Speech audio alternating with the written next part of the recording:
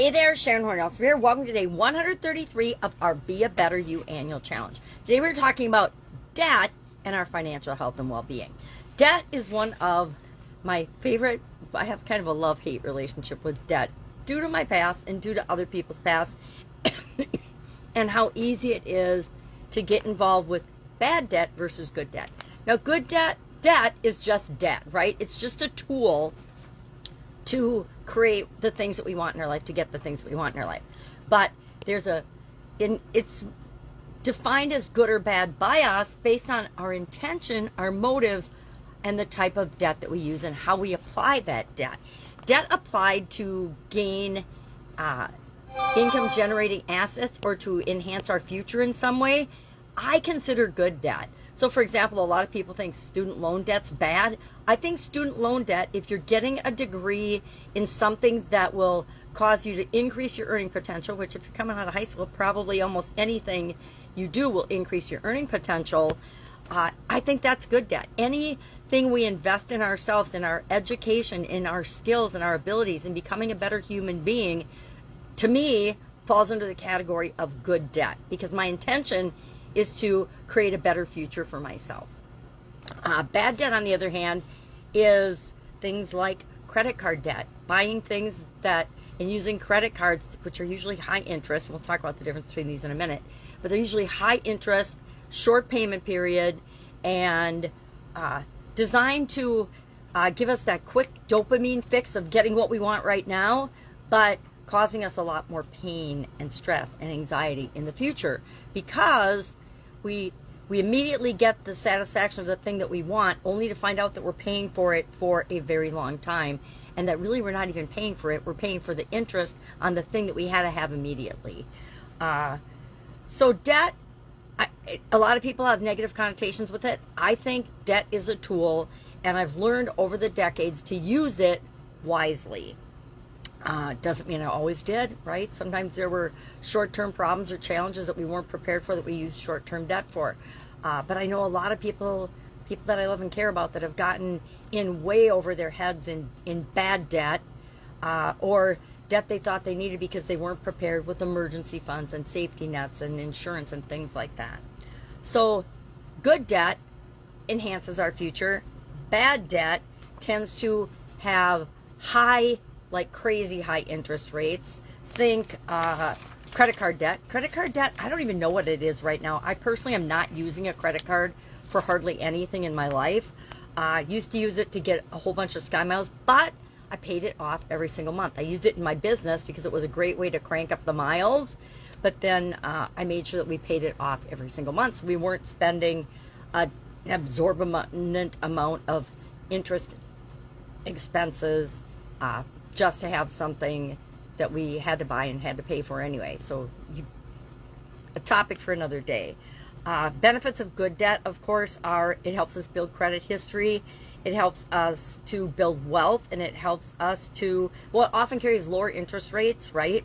Think of your mortgage. Now, your mortgage, if you're buying a property that you know is going to appreciate over time, or it has a very high likelihood of appreciating over time, I consider that good debt, right? You got to live somewhere. You might as well be gaining equity in something that you own versus paying rent. This is, of course, my humble opinion. There are entities out there right now, I call them evil, trying to change the American dream and make it almost impossible for young people to buy houses out there. Billion-dollar companies that are traded on the stock exchange that are going out and buying up all the property in all the small towns in America, or not all, but a lot of, and then turning around and turning those into really high rental fees. And I just heard about it last week in my small town, in a neighborhood I grew up in till I was 8. They've done that with a lot of the properties there, and it kind of breaks your heart, because there's, you know, a couple of generations of young people that should own their own home and have be building toward their future, not just making, you know, Wall Street companies rich. I'm pontificating. Let's keep talking about debt. Bad debt, on the other hand, tends to be, think credit card debt. I've never had one, but a payday loan or a personal loan for consumption. Some people will get a home equity line of credit on their house, and they'll buy a toy, or, you know, snowmobiles, boats, toys, things that don't really appreciate in value, and they'll find themselves with a lot more stress and anxiety because they're paying off interest for literally decades on something, or for a decade on something that's almost all interest, and they've long since worn out the thing that they bought in the first place. Let's talk about a couple of people's debt situation so we can really delineate and differentiate for ourselves what is good debt, what is bad debt, because you get to decide and define what that means for you. Angela is a strategic borrower. She took out $45,000 in student loan debt to help her earn a master's degree in data science. Now, she already had her undergraduate degree and those loans paid off, but she decided she was going to get her master's, and then she went out, found herself another job that paid $30,000 more a year. And instead of increasing her lifestyle since she made more money, the first thing she did was she paid off those student loans. She lived as if she hadn't gotten a raise of $30,000 a year and just paid off her student loans and set herself up for success in the future, where she could live frugally because she chose to, and then invest that excess income that she would have been paying in interest in investments for herself. Marcus, on the other hand, got trapped in a cycle of bad debt. Marcus started using credit cards in college to maintain a flashy lifestyle, eating out frequently, and then buying designer clothes and upgrading electronics on a regular basis. He's one of those early adopters. He had to have the latest, greatest technology at all times, but he didn't have the money, so he put it on credit cards. He made only the minimum payments on those credit cards, accumulating $22,000 worth of credit card debt.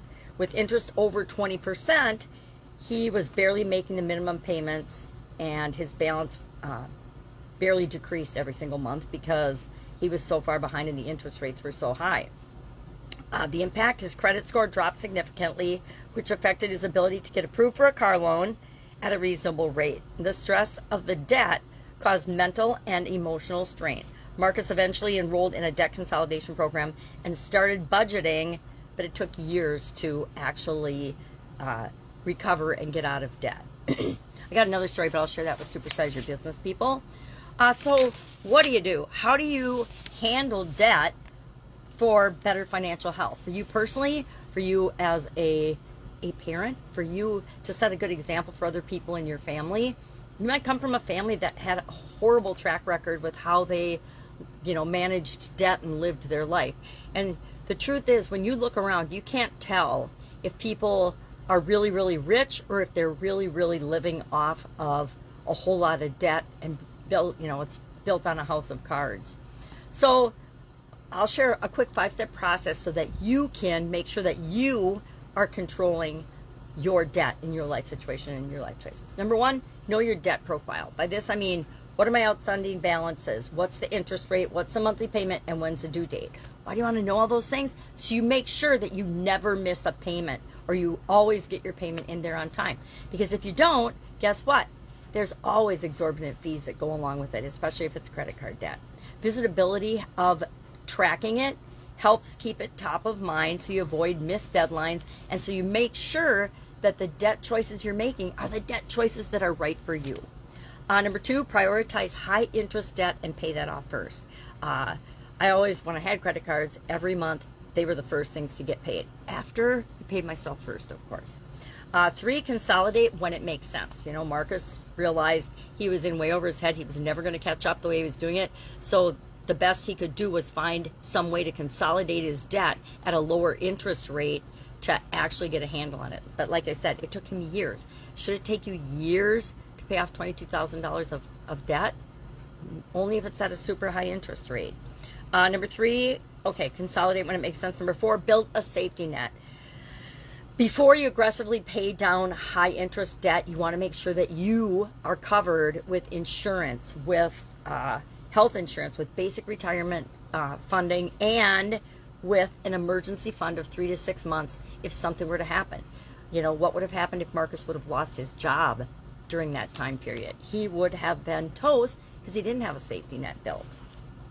And finally, 5, avoid bad debt in the future. Make choices that make your life better, not that cause you more stress, drama, and trauma in your life. How do you go about doing that? Well, practice intentional spending. I have a hypnosis app that I listen to all the finance stuff when I'm dealing with financial for the month. And so one of the things is to eliminate spending, and I can't remember what it's called. What is it when you shop all the time? Shopaholic spending, but whatever it is. Impulse shopping, to cancel impulse shopping. But I don't do that, so I don't really need that one. But there are tools and things available that can help you if that's something that you need. Create a monthly budget and track your spending. Pay attention to what you spend your money on. Vast majority of people don't, which is why the vast majority of people are in credit card debt. I think it's in the trillions of credit card debt now. I don't keep track of that, but I think as a nation, we are in probably $1 trillion of credit card debt. I don't know. I could be wrong. Avoid credit card spending unless you're going to pay off the balance every single month. Again, strategically, if there's a reward that you get by paying your credit card or by using a credit card, by all means use it. I used it for the travel expenses for my businesses because we could get enough points for everybody to travel because we spent that much money every month. We also paid it off every month. We knew it was an operating expense. And that we just ran our operating expenses through the credit card so that we could get the points and the bonuses. That's a good use of credit. Build the habit of saving before spending. Save before you spend, save before you spend, save before you spend. If you're going to put aside 10% of your income, put aside 10% of your income before you even ever have it in your checking account or anything. I guarantee that one automation and trick alone will help you to be more responsible with your money and be more financially healthy and sound. All right, that's all I've got today. Any questions about this? Any lessons learned? Anything you want to share with us? Any tips, tricks, or strategies for debt and handling debt, good debt or bad debt? Share it in the comments below so we can all learn from one another. Have an awesome day, and I will, of course, be with you tomorrow. Bye.